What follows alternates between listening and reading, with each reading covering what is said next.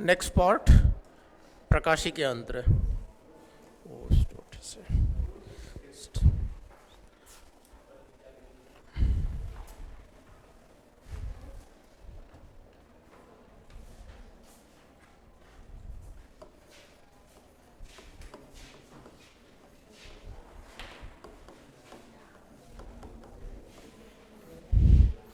दर्शन कोण। तो कोई भी वस्तु हमारे आंख पर जितना भी बड़ा कोण बनाती है उसे आप दर्शन कोण कहते हैं। सपोज है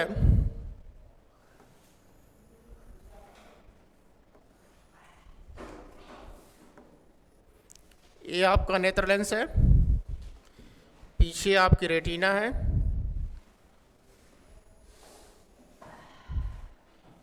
कोई वस्तु आपके आंख के सामने स्थित है,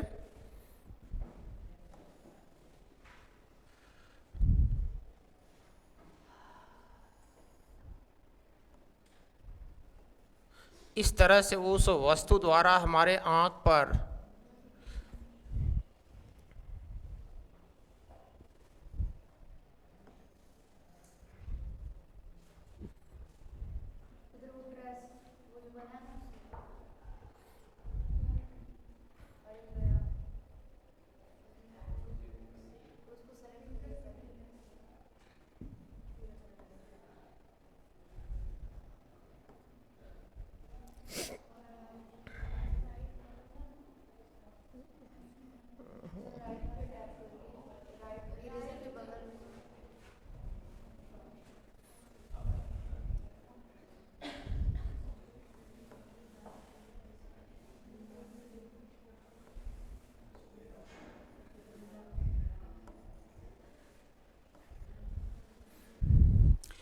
अगर वही वस्तु हमारे आंख से दूर हो जाए तो ऐसी दशा में आंख पर बनने वाला दर्शन कोण क्या हो जा रहा है, छोटा हो जा रहा है। जैसे जैसे आंख से वस्तु दूर होगी आपके आंख पर बनने वाला दर्शन कोण क्या होता जा रहा है, छोटा होता जा रहा है। और वह वस्तु रेटिना पर उतनी ही क्या बना रही है, छोटी वस्तु बना रही है। तो किसी भी वस्तु द्वारा हमारे आंख पर बने कोण को दर्शन कोण कहलाता है। वस्तु का छोटा या बड़ा दिखाई देना उसके दर्शन कोण पर निर्भर करता है। दर्शन कोण जितने ही बड़ा होगा वस्तु आपको उतनी ही बड़ी दिखाई देती है, और दर्शन कोण की वैल्यू जितनी ही कम होगी वस्तु आपको उतनी ही छोटी दिखाई देगी। जैसे यहाँ पर आप खुद देख रहे हैं कि अगर वस्तु आपके आँख के पास है तो ऐसी दशा में आँख पर बनने वाला जो दर्शन कोण है उसका मान ज़्यादा है और आपको वह वस्तु बड़ी दिखाई देगी। लेकिन उसी वस्तु को जो सेम हाइट की है अगर हम आँख से दूर कर देते हैं तो ऐसी दशा में आँख पर बनने वाले दर्शन कोण का मान क्या हो जाता है, कम हो जाता है। वह वस्तु आपको छोटी दिखाई देती है। Just write down. किसी वस्तु द्वारा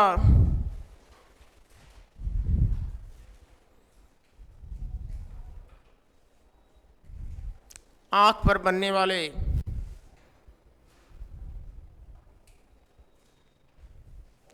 कोण को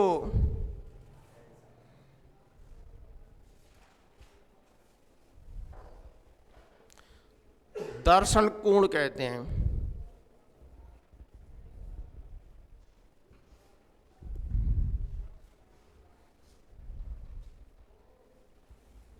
वस्तु का छोटा या बड़ा दिखाई देना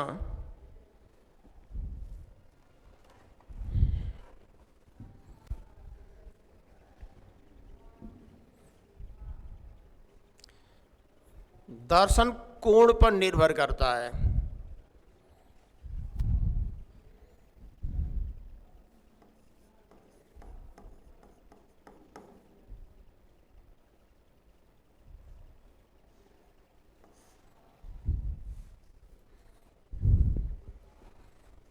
यदि वस्तु द्वारा बना दर्शन कोण बड़ा हो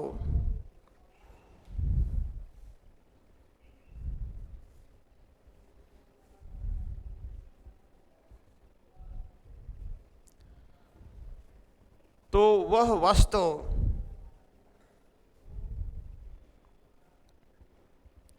हमें बड़ी दिखाई देती है।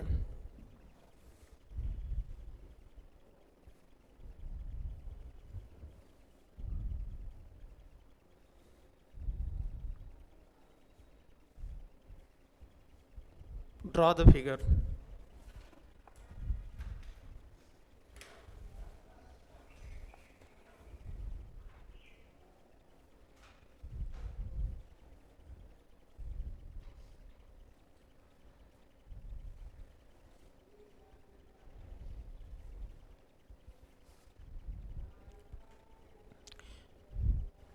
पीछे आपका रेटिना है, नेत्र लेंस आपका यहाँ पर है, वो आगे रेटिना है, ये कॉर्निया है, इसके सामने एक वस्तु रखी हुई है।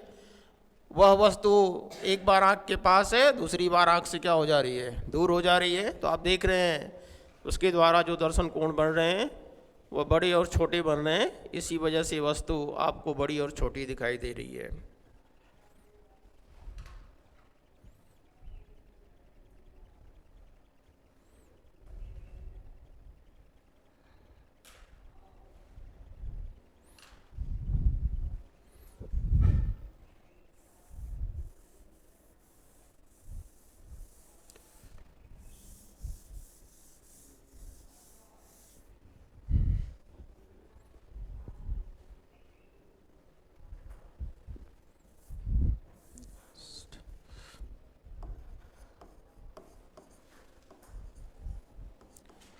आवर्धन क्षमता,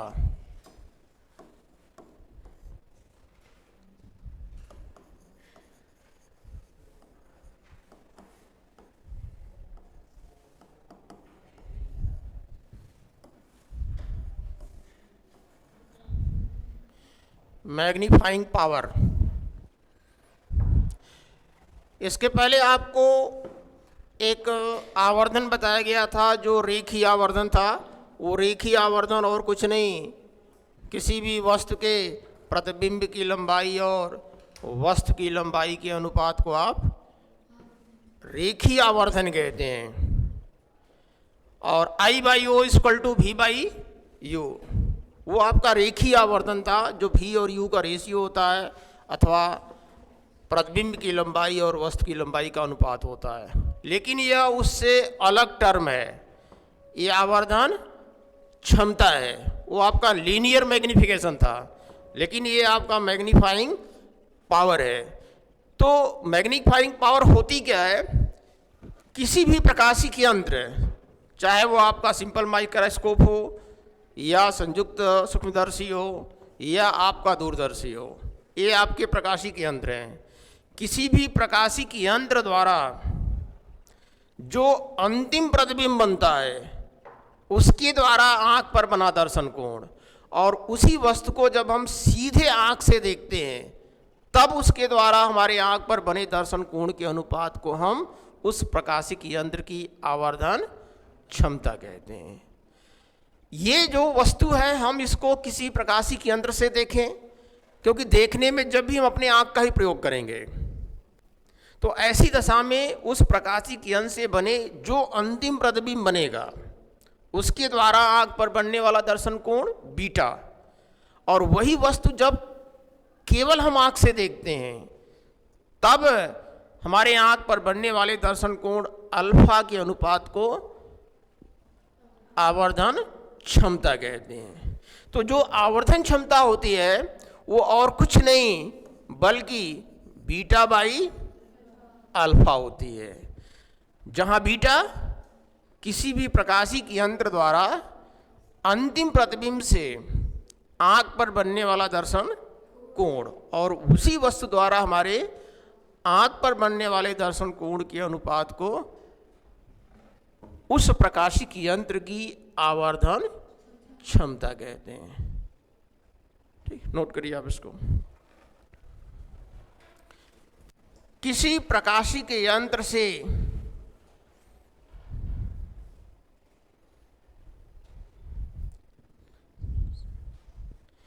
बने अंतिम प्रतिबिंब द्वारा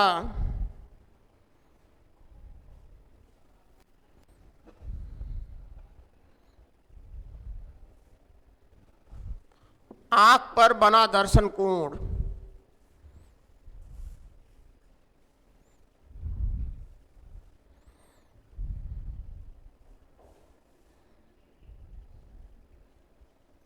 बीटा, और बिना प्रकाशिक यंत्र से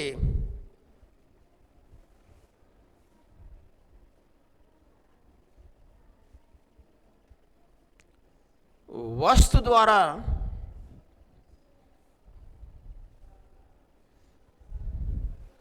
आंख पर बने दर्शन कोण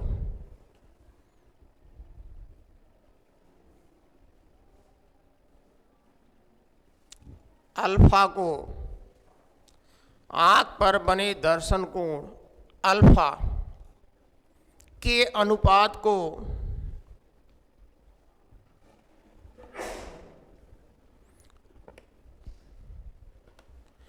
प्रकाशिक यंत्र की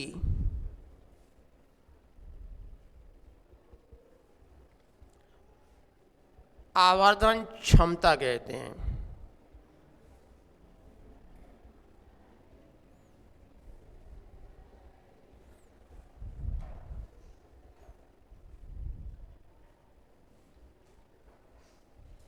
अतः आवर्धन क्षमता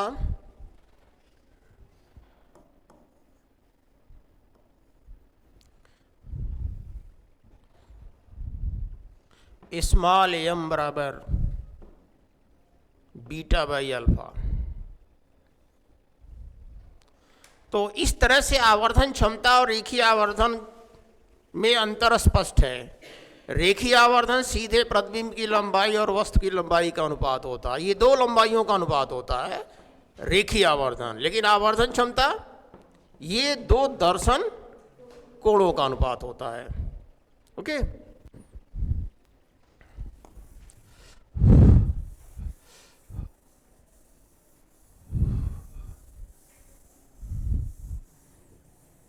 तो सबसे पहले प्रकाशिक यंत्रों में हम देखते हैं सूक्ष्मदर्शी,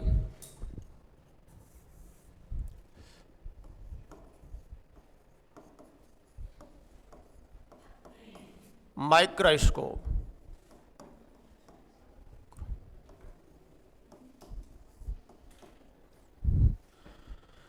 तो सूक्ष्मदर्शी द्वारा हम बहुत छोटी वस्तु को देखते हैं जो हमारे आंख के पास होती है, और उस वस्तु द्वारा हमारे आंख पर बना दर्शन कोण बनाया जाता है, इसलिए वह वस्तु बड़ी दिखाई देती है। कोई भी वस्तु अगर बहुत छोटी हो और वह वस्तु हमारे आंख के पास ही स्थित हो तो जाहिर सी बात है कि उस वस्तु द्वारा हमारे आंख पर पड़ने वाले दर्शन कोण का मान बड़ा हो जाता है, बड़ा हो जाएगा, और तब वह वस्तु हमको बड़ी दिखाई देती। ये दो तरह का होता है, जिसमें पहले को आप कहते हैं सरल सूक्ष्मदर्शी। तो सरल सूक्ष्मदर्शी और कुछ नहीं, यह कम फोकस दूरी का एक उत्तल लेंस होगा जो एक फ्रेम के अंदर, स्टील के फ्रेम के अंदर कसा होगा, और इसमें एक हैंडल रखा होता है। वस्तु को हमेशा इसके प्रकाशिक केंद्र और प्रथम फोकस के बीच रखकर देखते हैं, जिससे कि वस्तु का सीधा बड़ा और आभासी प्रतिबिंब आपको दिखाई देने लगता है। नोट कीजिए इसको। सूक्ष्मदर्शी द्वारा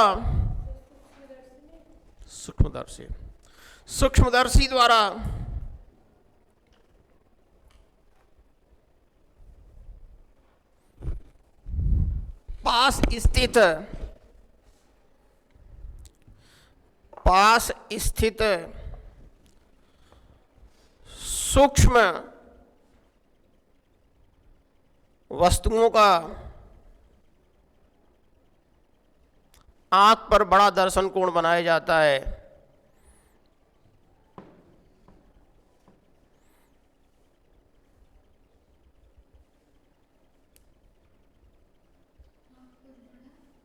दर्शन कोण बनाया जाता है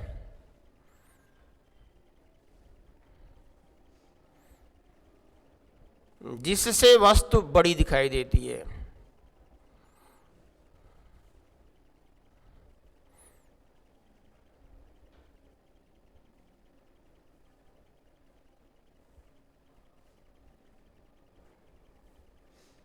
ये दो प्रकार का होता है।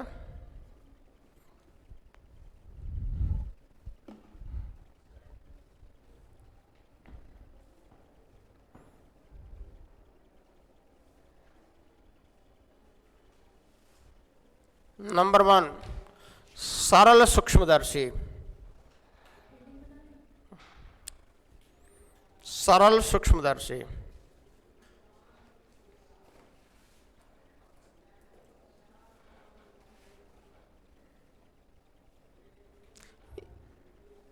यह साधारणतया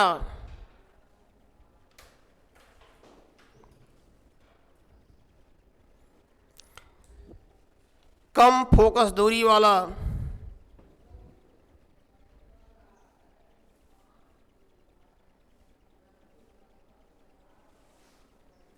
एक उत्तल लेंस होता है।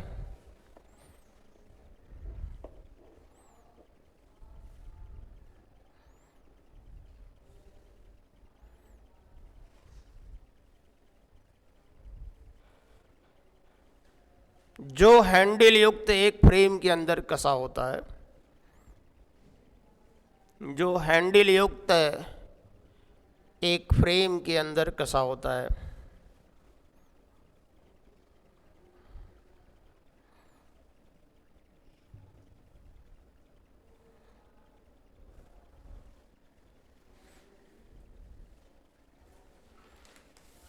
प्रतिबिंब बनना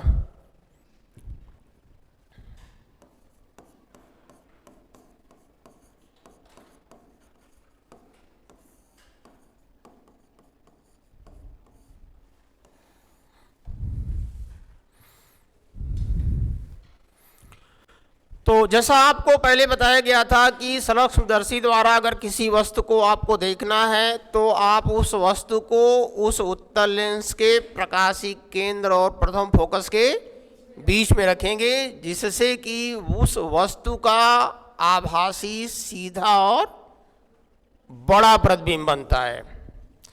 तो ये आपका एक उत्तल लेंस है। उत्तल लेंस का ये आपका मुख्य अक्ष है, शीर्ष का प्रकाशी केंद्र है और ये उसका प्रथम फोकस है।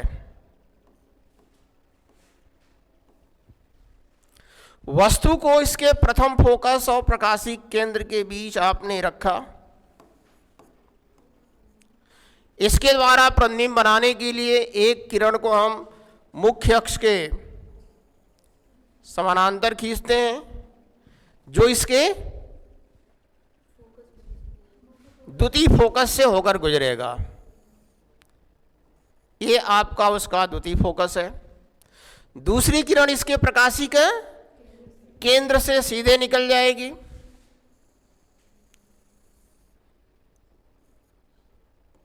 इन्हीं दोनों किरणों को आप क्या करें, अगर पीछे की तरफ बढ़ाएं तो ये एक दूसरे से कहीं न कहीं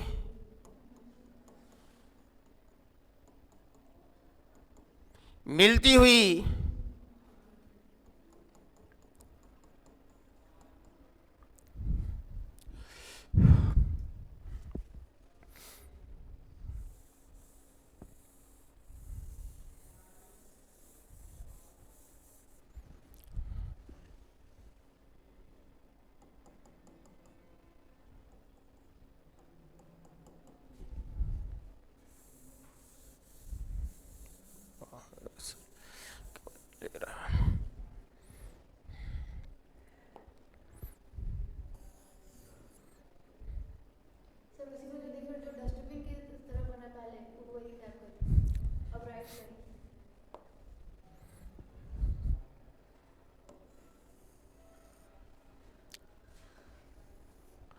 और इस तरह से उस वस्तु ए बी का ए डैश बी डैश बड़ा और सीधा तथा आभासी प्रतिबिंब बनता है। तो जैसा आपको देखा गया है कि यह एक उत्तल लेंस है जिसका प्रकाशी केंद्र सी, इसका प्रथम फोकस एफ ई डैश है। प्रकाशी केंद्र और प्रथम फोकस के बीच आपने वस्तु ए बी रखा हुआ है। इसके द्वारा प्रतिबिंब बनने की प्रक्रिया यहाँ दिखाई गई है। एक किरण मुख्य अक्ष के समानांतर चली, जो द्वितीय फोकस से होकर सीधे निकल जाती है। दूसरी किरण प्रकाशी केंद्र से जा रही है, वो सीधे निकलती है। इन दोनों को क्या किया जाए, यदि पीछे बढ़ा दिया जाए तो कहीं न कहीं एक दूसरे को बी डैश पर मिलती हैं। बी डैश से मुख्य अक्ष पर आपने लंब खींचा, बी डैश ए डैश, और इस तरह से ए बी का आभासी सीधा और बड़ा प्रतिबिंब ए डैश बी डैश प्राप्त होता है। बनाइए इसको।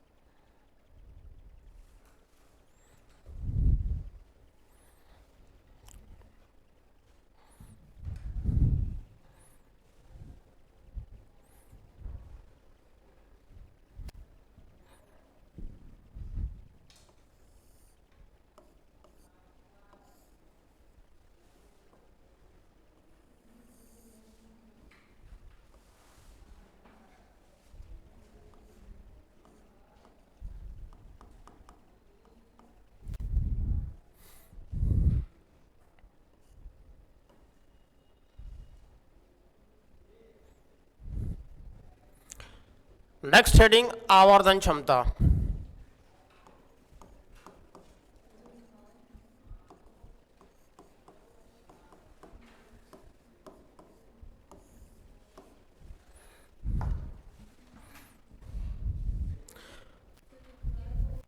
नो,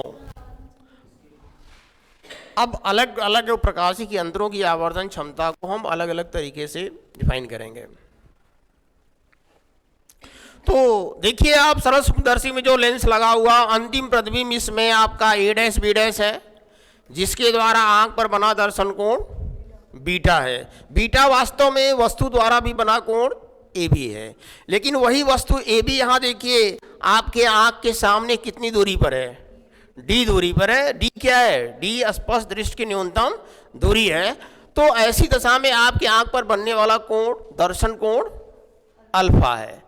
तो प्रकाश इस सरल सूक्ष्मदर्शी की जो आवर्धन क्षमता होती है वह अंतिम प्रतिबिंब द्वारा आंख पर बना दर्शन कोण और वही वस्तु जब हमारे आंख से स्पष्ट दृष्टि की न्यूनतम दूरी पर स्थित हो के द्वारा आंख पर बनने वाले दर्शन कोण के अनुपात को आवर्धन क्षमता यम कहते हैं। इस तरह से यम बराबर बीटा बाई अल्फा। बीटा और अल्फा ये दोनों बहुत बड़े नहीं होते हैं क्योंकि वस्तु आपकी बहुत छोटी होती है, इसलिए बीटा को हम tan बीटा और अल्फा को हम tan अल्फा नोट कर सकते हैं। अगर हम ट्रायंगल से tan बीटा और tan अल्फा के मान नोट करें तो यहां देखिए tan बीटा का मान लंब बटे आधार, तो लंब का मान AB और आधार का मान क्या है CA, तो AB बटा CA। जबकि tan अल्फा का मान आप साइड वाले चित्र से देखिए, tan अल्फा बराबर suppose this is equal to E, this is again AB, तो यहां tan अल्फा बराबर लंब AB बटा EA। इसको अगर हम हल करें AB बटा CA मल्टीप्लाइड बाई EA बटा AB, AB से AB कैंसिल हो गया, आपको मिला EA बटा CA। देखिए EA का मान आपका क्या है, D मीन्स माइनस D है, वो नेगेटिव है। उसी तरह से CA का मान अगर इस दूरी को हम मान लेते हैं UE है, नेत्रिका के लिए हमारी UE है, ये भी नेगेटिव होगा, तो this is equal to how much minus D upon minus UA। या this is equal to D बटा यू ई। ये आपकी आवर्धन क्षमता का व्यापक सूत्र है। अब यहां दो स्थिति पैदा होगी। पहला प्रतिबिंब जब स्पष्ट दृष्टि की न्यूनतम दूरी पर बनेगा, ये दूरी आपकी कैपिटल डी हो जाए, और दूसरा जब प्रतिबिंब आपका अनंत पर बने। नोट करिए आप तो।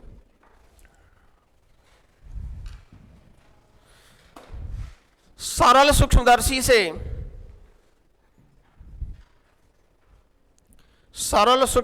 से बने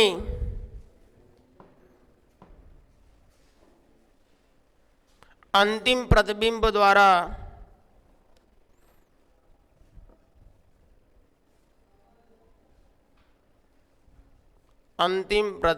द्वारा बना दर्शन कोण बीटा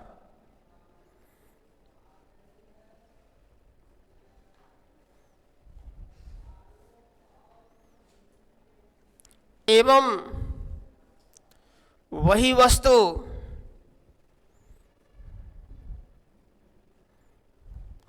आंख से डी दूरी पर हो, कैपिटल डी,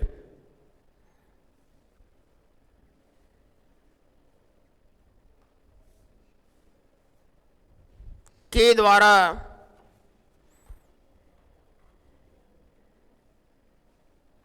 आंख पर बनने वाला दर्शन कोण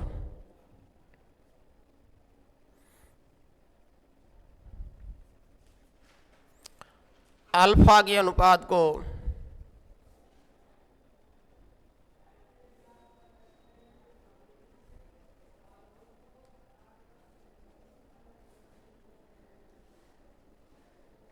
सरल सूक्ष्मदर्शी की आवर्धन क्षमता कहते हैं।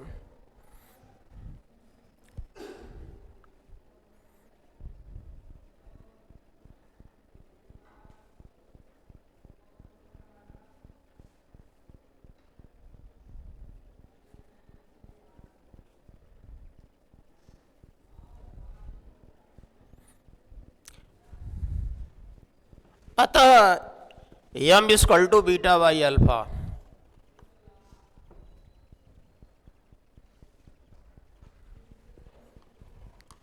या यम बराबर ten beta by ten alpha, क्योंकि अल्फा और बीटा छोटे हैं।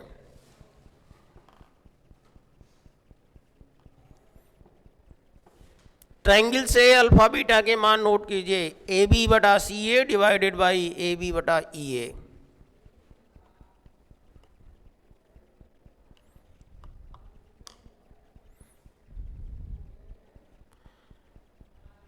इसको सरल कर दीजिए। A b by c a multiplied by e a by a b cancels a b e a बटा c a and put the value minus d upon minus u, this is equal to d upon u e. Draw the next figure also. हाँ, तभी नहीं आप beta alpha को define कर पाएंगी। Only this, जब वस्तु आपके आंख से डी दूरी पर हो तो अल्फा आपको वहां से मिलेगा, जो आपका सूक्ष्मदर्शी से चित्र बना हुआ है, प्रतिबिंब बना हुआ है, उससे बीटा आपको मिलेगा।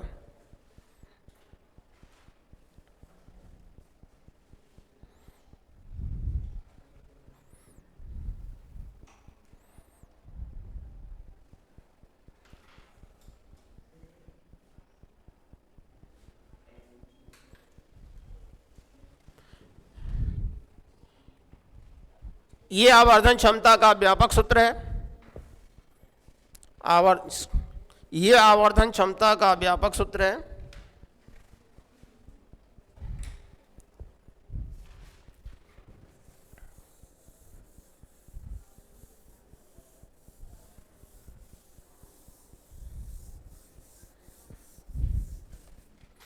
यहां दो स्थितियां हो सकती हैं।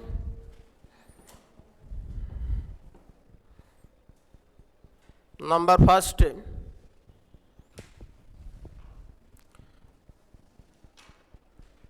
अंतिम प्रतिबिंब अनंत पर बने।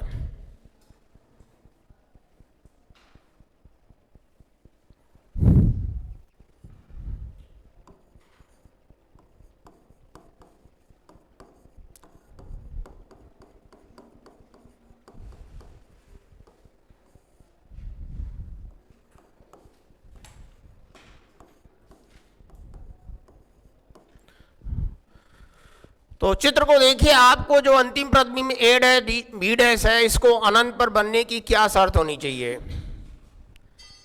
आपकी जो वस्तु ए बी है, इसे कहाँ स्थित होनी चाहिए? इसको फोकस पे स्थित होनी चाहिए। फोकस पे स्थित हो अगर ये वस्तु हो जाए तो उस वक्त यू ई का मान बढ़कर किसके बराबर हो जाएगा? एफ या एफ ई के बराबर हो जाएगा। उस स्थिति में प्रतिबिंब आपका अनंत पर बन जाएगा तो यू ई का मान एफ या एफ ई के बराबर होगा। अतः आवर्धन क्षमता सीधे एम बराबर डी बटा एफ होगा, ओनली डी अपॉन एफ। और इस दशा में जो यम का मान आएगा वो सबसे कम आएगा। अगर प्रतिबिंब अनंत बनता है तो रेखीय आवर्धन, ये आवर्धन क्षमता का मान बहुत ही कम आता है। अंतिम प्रतिबिंब अनंत पर बनने के लिए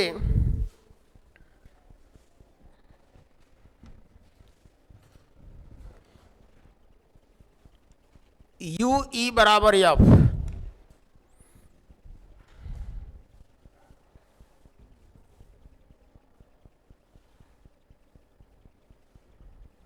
यानी प्रतिबिंब को एफ ई डैश पर बनना चाहिए।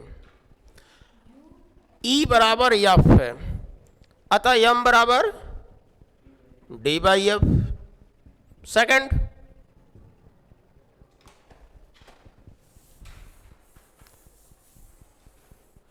अंतिम प्रतिबिंब स्पष्ट दृष्टि की न्यूनतम दूरी पर बने। स्पष्ट दृष्टि की न्यूनतम दूरी पर बने। तो रेखीय आवर्धन का फॉर्मूला क्या होगा? अंतिम प्रतिबिंब स्पष्ट दृष्टि की न्यूनतम दूरी पर बने।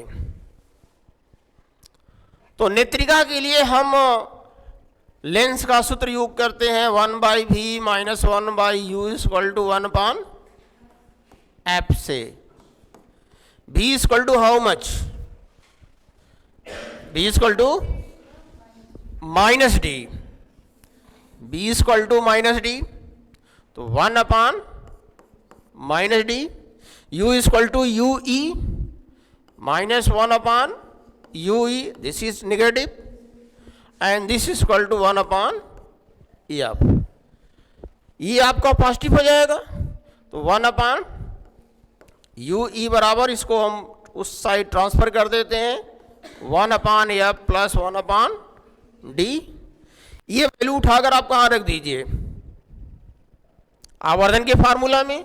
तो चूंकि m equal to d upon u e, तो 1/u इक्वल टू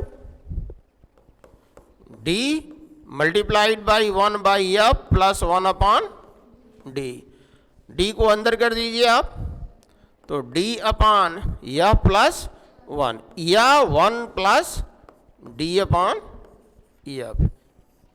ये स्पष्ट दृष्टि की न्यूनतम दूरी पर बनेगा, तो उसका फार्मूला हो जाएगा 1 plus D by F. So note कीजिए आप, यहां v बराबर minus D, u equal to minus U E. अतः लेंस के सूत्र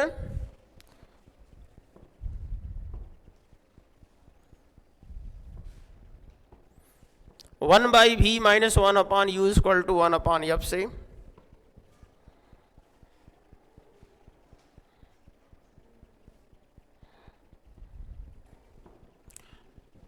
v और u की वैल्यू पुट कर दें, 1 minus D minus 1 minus U E, this is equal to 1/f।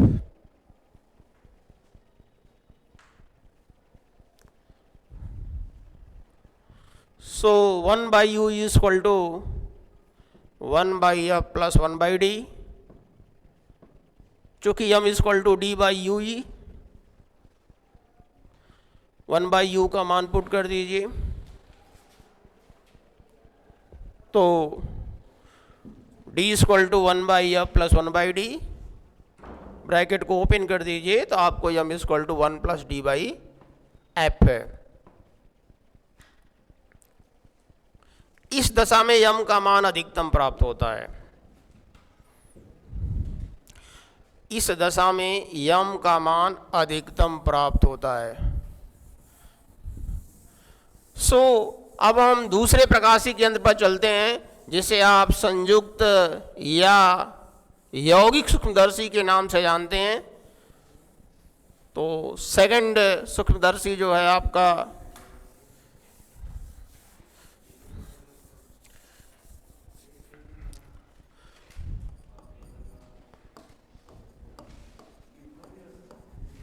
संयुक्त सूक्ष्मदर्शी, कंपाउंड माइक्रोस्कोप,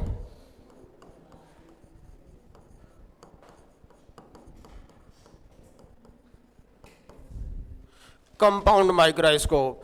तो ये भी एक तरह का प्रकाशिक यंत्र है जो पास स्थित वस्तु का आंख पर बना दर्शन कोण बनाया जाता है, जिससे वस्तु आपको बड़ी दिखाई देती है। तो पहले हम इसके द्वारा रचना देखते हैं। रचना से पहले मैं इसका सूक्ष्मदर्शी द्वारा कैसे प्रतिबिंब बनता है, देखिए यहां पर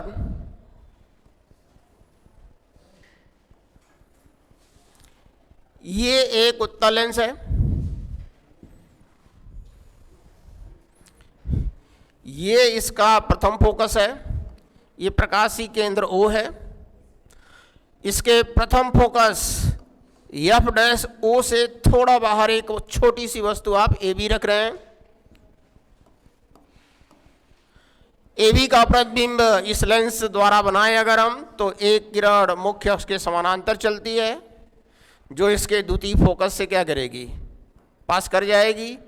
ये आपका F0 है, द्वितीय फोकस से पास कर गई। दूसरी किरण क्या करेगी,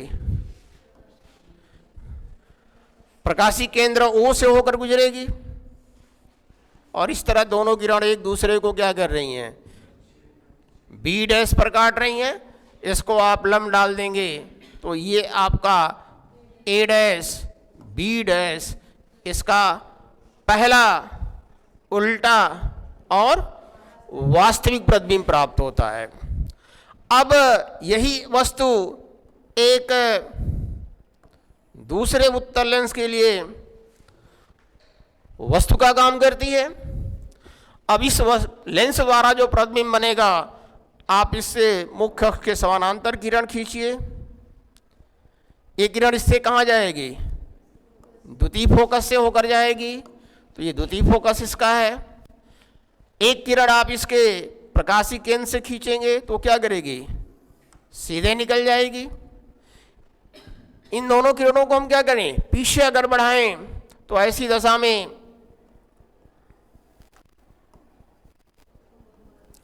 एक दूसरे को कहीं न कहीं ये प्रतिच्छेद करेंगे। इसको उसी चीज में आप पीछे बढ़ाइए, इसको भी आप सीधे बढ़ाइए पीछे। दोनों एक दूसरे को B' पर काट रही हैं। इससे आप मुख्य अक्ष पर लंब गिरा दीजिए, और इस तरह से उस वस्तु द्वारा जो अंतिम प्रतिबिंब बन रहा है वह A', B' बन रहा है। यहाँ पर वस्तु को आपको प्रथम फोकस से थोड़ा सा बाहर रखना पड़ता है। जो लेंस वस्तु की तरफ होता है उसे हम अभिदृश्यक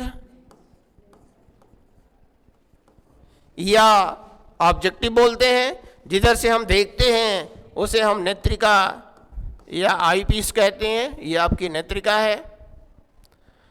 नेत्रिका की जो फोकस दूरी होती है वो अदृश्यक से थोड़ी बड़ी होती है। पहले लेंस अदृश्यक की फोकस दूरी कम, जबकि नेत्रिका की फोकस दूरी उससे थोड़ा सा ज़्यादा होती है। तो रचना में मुख्यतः होता गया है कि यहाँ धातु की एक नली होगी। अगर मैं ऐसे खींच दूं तो ये धातु की एक नली होती है। नली के एक छोर पर एक लेंस लगा होता है, उत्तल लेंस लगा होता है, जिसकी फोकस दूरी थोड़ी कम होती है। इसे अदृश्यक कहते हैं। इस अदृश्यक के प्रथम फोकस के बाहर जो है वस्तु को आपको रखना पड़ता है, जबकि नली के दूसरे सिरे पर एक दूसरी नली लगी होगी। नली के अंदर भी एक और नली लगी होती है, और उसी नली के सिरे पर एक उससे अधिक फोकस दूरी का उत्तल लेंस लगा होता है जिसे हम नेत्रिका कहते हैं। तो इस मुख्य नली और जो अंदर वाली नली है, इन दोनों नलियों में एक एक पेच लगे होते हैं। जब एक पेच पीछे वाले पेच को घुमाएंगे तो केवल नेत्रिका ही आगे पीछे करेगी, जबकि मेन नली में, मुख्य नली में जो दूसरी पेच है उसको आप घुमाएंगे तो नेत्रिका और अपदृश्यक के बीच की दूरी नहीं बदलेगी, पूरी नली ही क्या करेगी, लेंसों सहित आगे पीछे करेगी।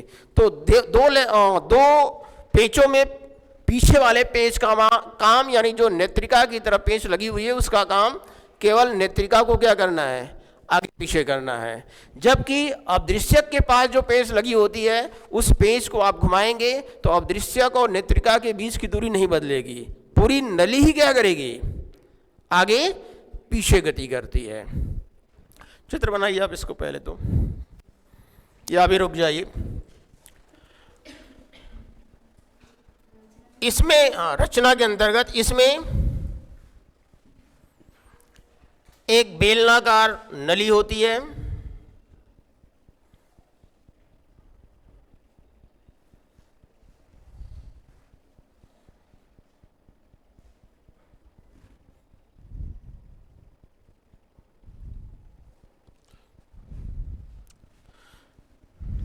जिसके सिरे पर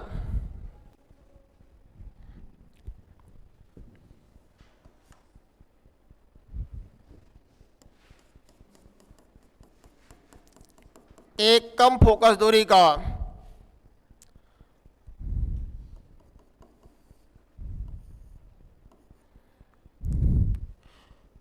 उत्तल लेंस लगा होता है,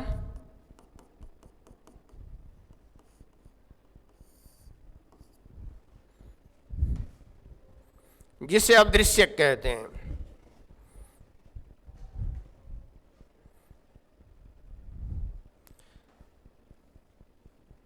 नली के दूसरे सिरे पर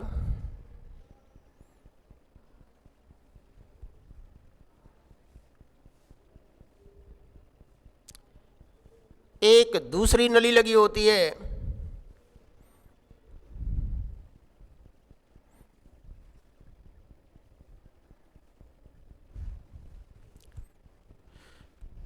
जिसके अंदर एक दूसरी नली लगी होती है,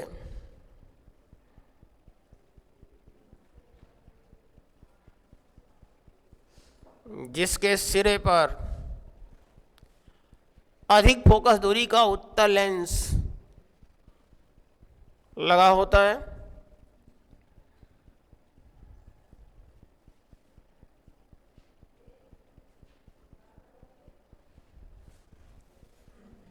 जिसे नेत्रिका कहते हैं।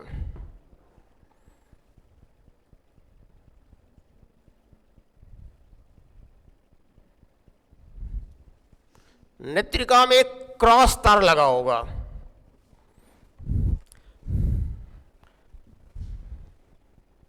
तो अगर ये नेत्रिका है तो नेत्रिका के अंदर एक क्रॉस तार लगा होगा, एक क्रॉस तार लगा होता है। इसके अलावा दोनों नलियों में एक एक पेच लगे होते हैं। समायोजन,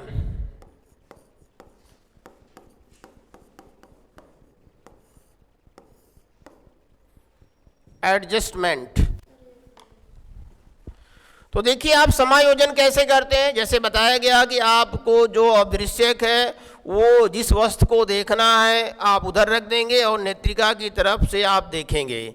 तो सबसे पहले आपको करना क्या पड़ेगा कि जो पीछे वाली नली यानी नेत्रिका की तरफ पेच लगी हुई है उस पेच को आप इतना आगे पीछे घुमाइए कि जो नेत्रिका का उत्तल लेंस है वह उसके क्रॉस तार पर फोकस हो जाए। हमारा कहने का मतलब यह है कि जब आप इस सूक्ष्मदर्शी के भीतर इस नेत्रिका की तरफ से ऐसे झांकेंगे तो उस दशा में नेत्रिका की नली में अंधेरा छाया दिखाई देगा।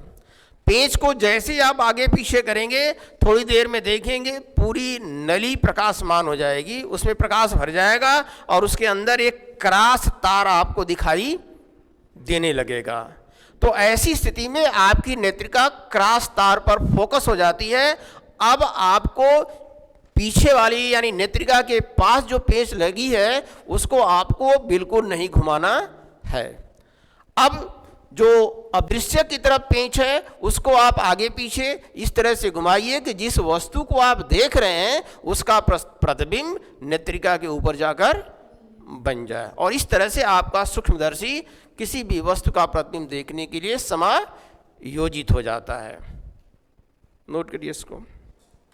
सर्वप्रथम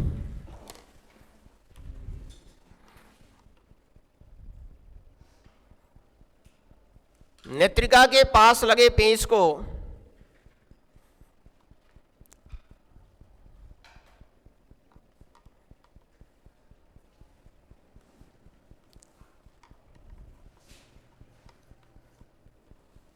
आगे पीछे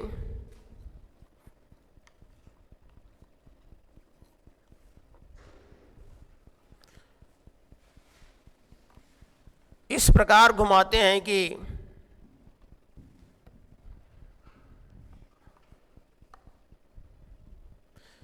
नेत्रिका क्रॉस तार पर फोकस हो जाए।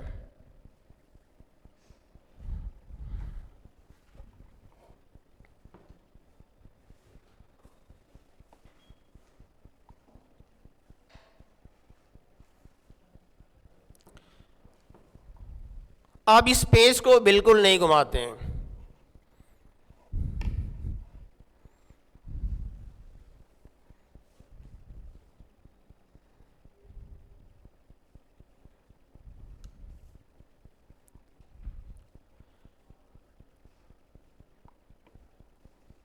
अब दृश्य को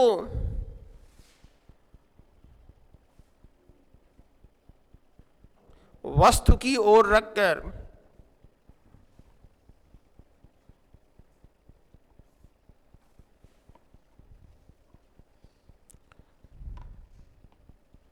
उसके पास लगी पेंच को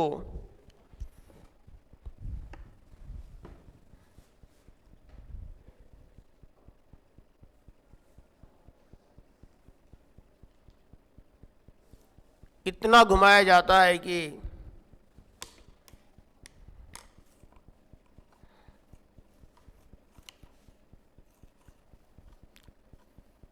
दोनों लेंसों सहित नली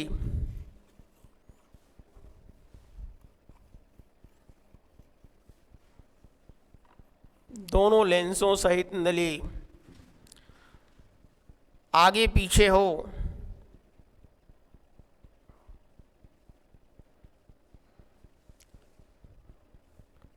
और वस्तु का प्रतिबिंब क्रॉस तार पर बन जाए।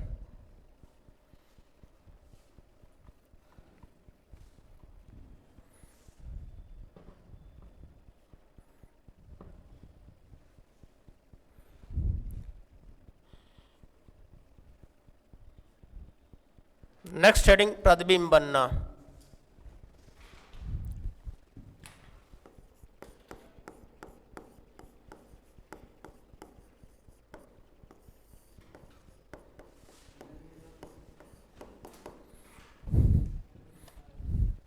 फिगर ड्रॉ करिए आप।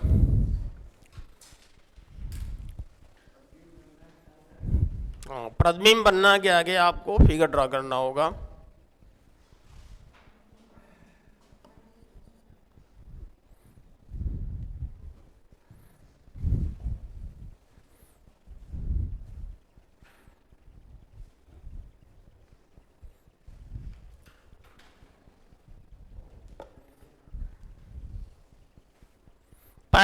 पहला लेंस छोटा होगा, उसकी फोकस दूरी कम होगी। दूसरा लेंस उसके सापेक्ष बड़ा होगा, उसकी फोकस दूरी ज़्यादा होगी। अब दृश्य की फोकस दूरी कम है जबकि नेत्रिका की फोकस दूरी ज़्यादा है।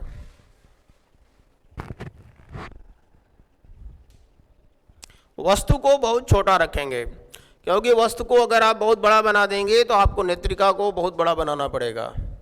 तो ये सावधानी पड़ेंगे, वस्तु ए बी को बहुत छोटा बनाना पड़ेगा।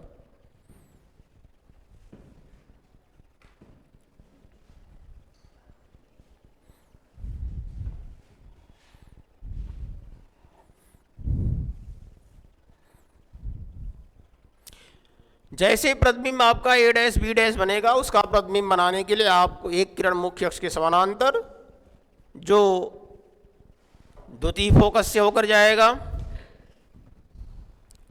एफ ई से होकर जाएगा, और दूसरी किरण उसके प्रकाशीय केंद्र ई स्वयं से होकर गुजरेगी। दोनों को आप पीछे बढ़ाएंगे तो ए डैश बी डैश पर मिलेंगी। जितनी भी किरणें जा रही हैं सब बी डैश से ही आती हुई प्रतीत होंगी, और इस तरह से बी डैश पर मुख्य अक्ष आप लंब डाल देंगे बी डबल डैश से, और A double dash B double dash आपका वस्तु के सापेक्ष उल्टा बड़ा प्रतिबिंब बन जाता है।